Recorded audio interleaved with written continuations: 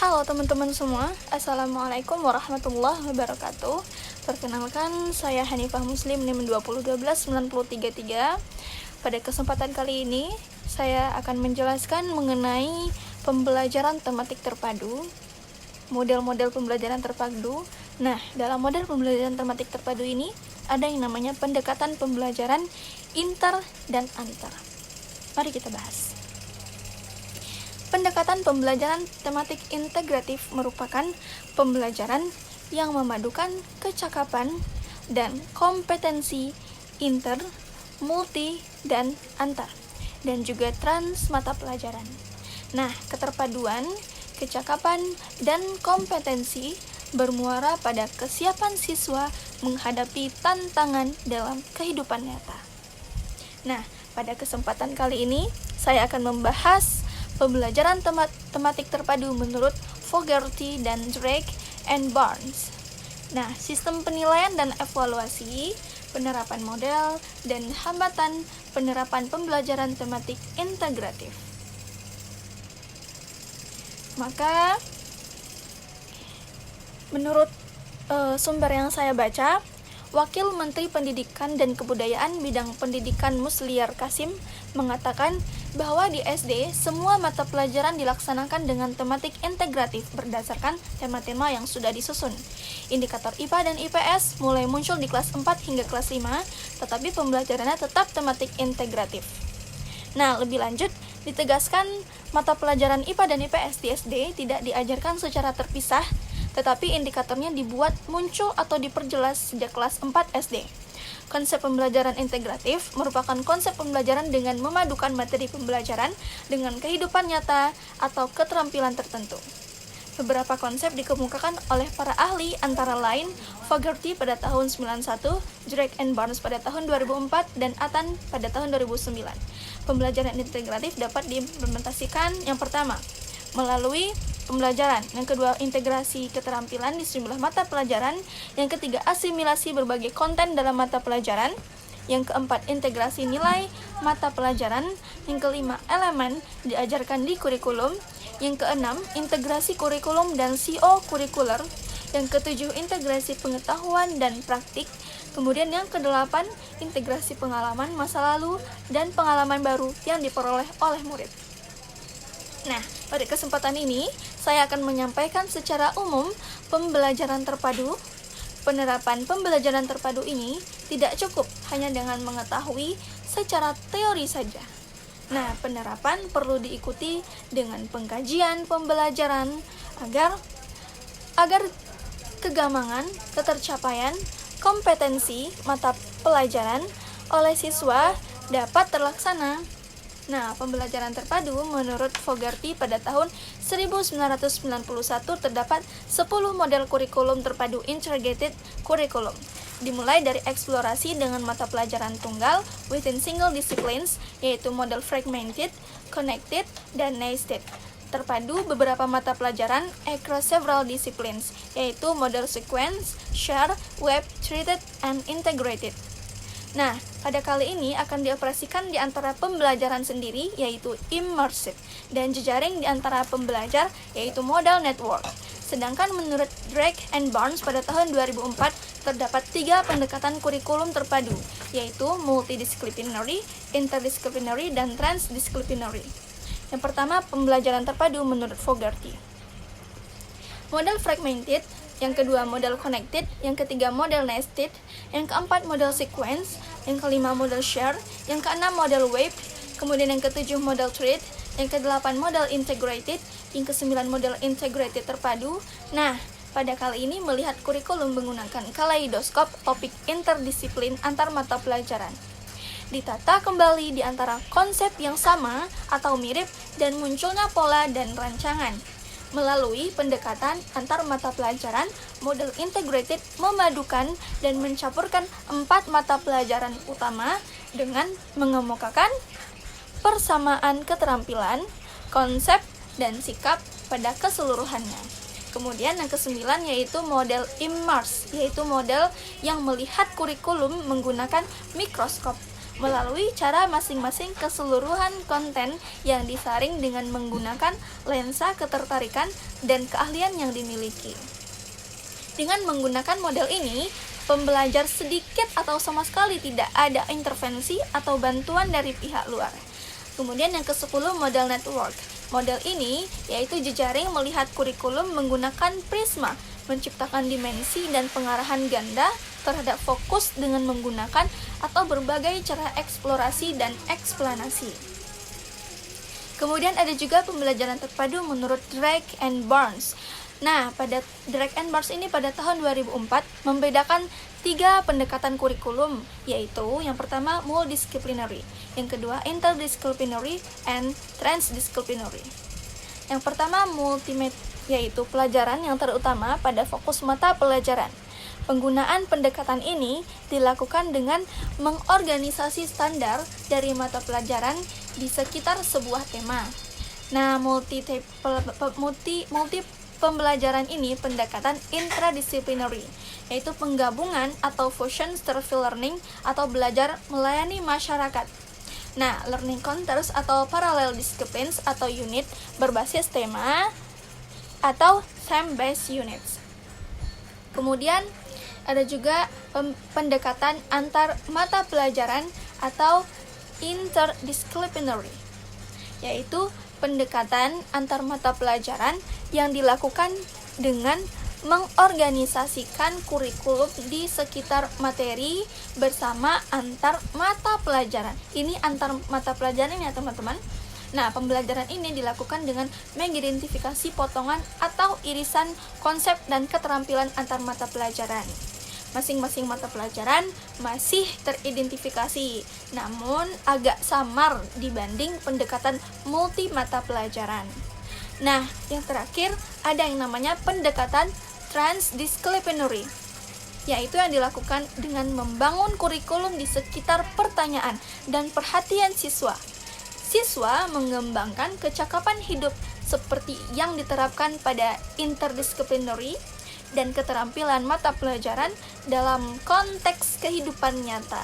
Perlu diterapkan ini.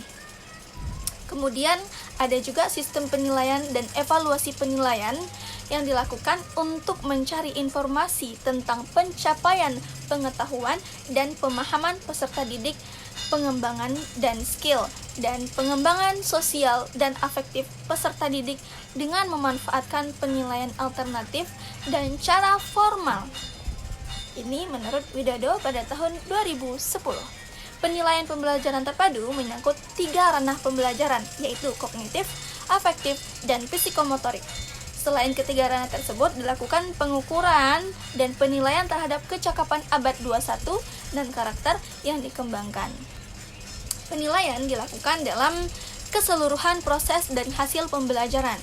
Penilaian proses dilakukan pada waktu proses pembelajaran sedang berlangsung. Nah, pada pendekatan proses produksi, baik produksi barang maupun produksi jasa, pendidikan masuk dalam kategori jasa. Maka, penekanan pada keefektifan dan keefisienan proses menjadi yang utama. Keefektifan dan keefisienan proses berdampak pada hasil yang dicapai dan ketercapaian tujuan sebuah proses. Maka penilaian proses pembelajaran dilakukan terhadap kegiatan guru, kegiatan siswa, pola interaksi guru dan siswa, dan juga keterlaksanaan proses pembelajaran antara guru dan siswa. Nah, dalam konteks sistem pendidikan di Indonesia saat ini, maka penilaian proses digabungkan dengan penilaian hasil. Penilaian proses dilakukan untuk memantau ketercapaian kecakapan menyeluruh siswa. Nah, penilaian hasil dilakukan untuk memastikan pencapaian kompetensi seperti yang dimaksud dalam standar isi.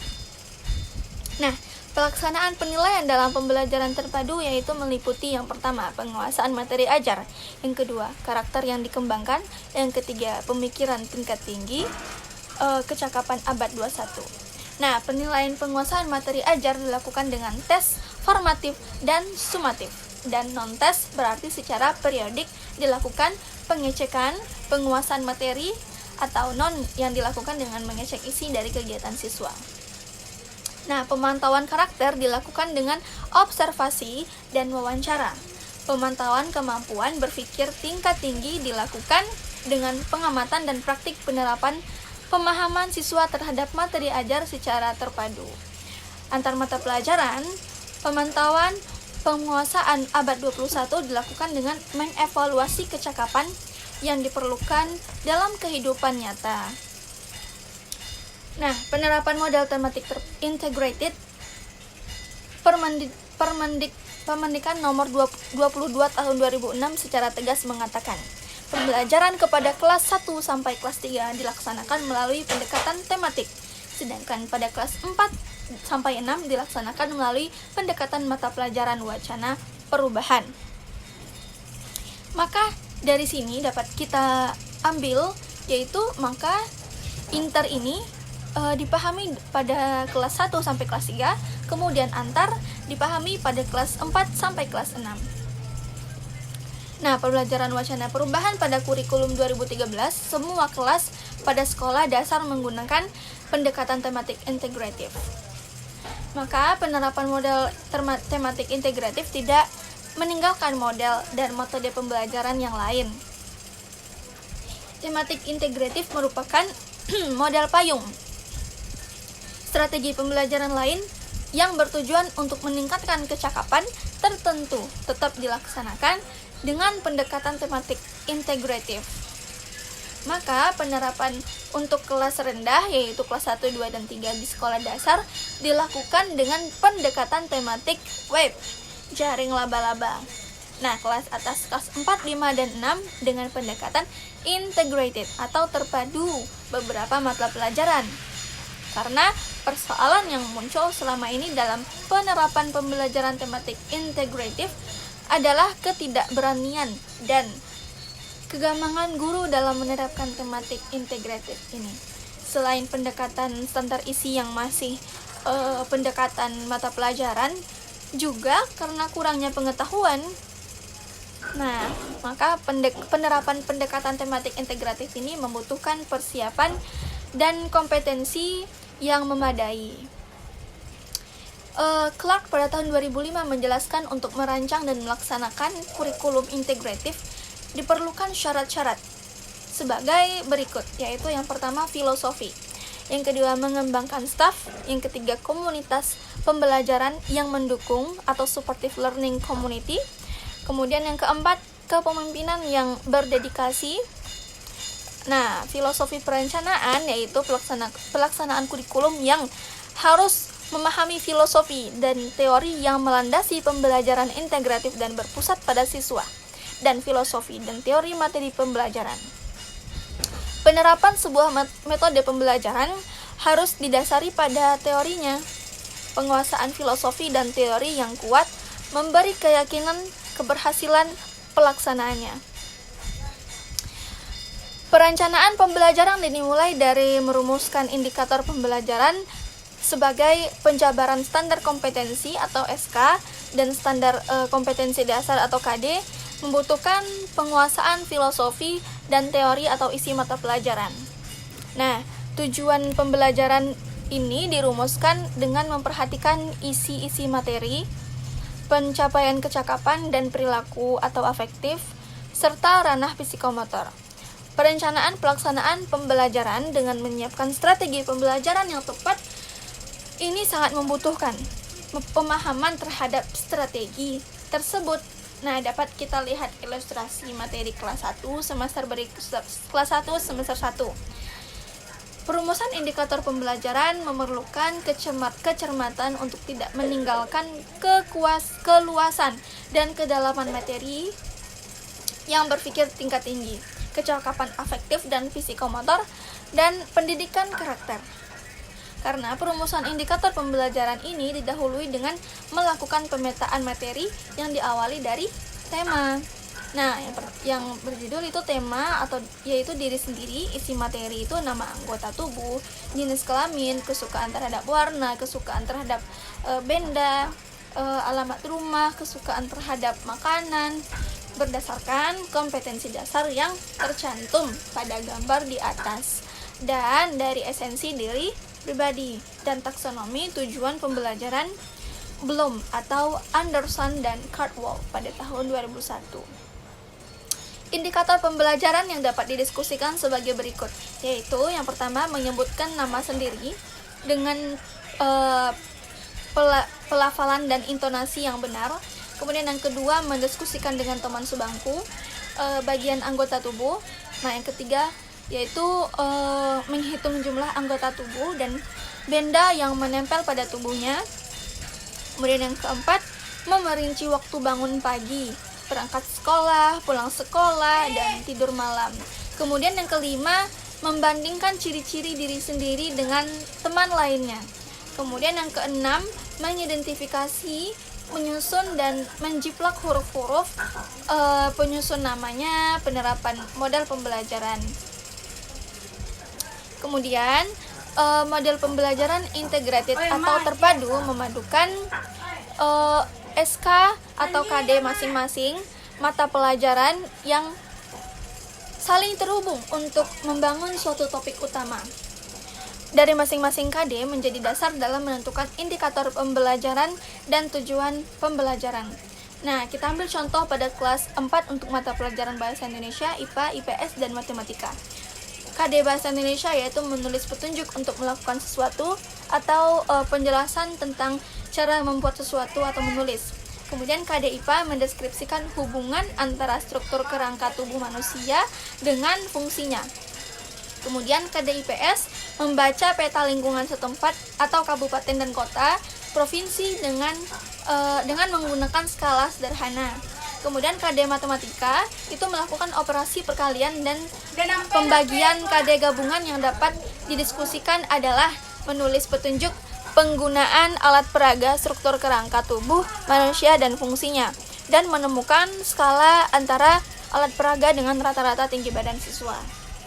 Kemudian contoh yang kedua, mengembangkan staf. Staf dalam konteks ini adalah semua pemangku kepentingan pendidikan. Kementerian Pendidikan dan Kebudayaan, Dinas Pendidikan, LPMP, pengawas sekolah, kepala sekolah, guru, dan tenaga kependidikan. Pada tataran pelaksanaan kegiatan persekolahan sehari-hari yang terlibat secara langsung adalah LPMP atau khususnya Widya Iswara atau pengawas sekolah, kepala sekolah, dan guru. Nah, keempat unsur ini dituntut menguasai filosofi dan teori pembelajaran tematik integratif dan strategi pembelajaran dari sisi keluasan dan kedalamannya. Mekanisme pemeliharaan dan pengembangan kompetensi yang seiring dengan jabatan fungsional yang diembannya dilakukan secara sistematis. Kemudian yang ketiga, komunitas pembelajaran yang mendukung atau supportive learning communities, dan sekolah sebagai organisasi dituntut untuk menjadi organisasi pembelajaran atau learning organization. Kemudian yang keempat, kepemimpinan yang berdedikasi. Peran pemimpin dalam sebuah organisasi adalah membangun tim, memberikan penugasan, mengembangkan orang, dan memotivasi anak buah atau Argenti pada tahun 2012. Nah, pada penjelasan materi kali ini mungkin cukup dapat dipahami untuk teman-teman semua. Untuk kesimpulannya akan saya ajukan pada sebuah bentuk Word ya teman-teman. Semoga dapat dipahami, dan itu saja yang dapat saya jelaskan. Assalamualaikum warahmatullahi wabarakatuh.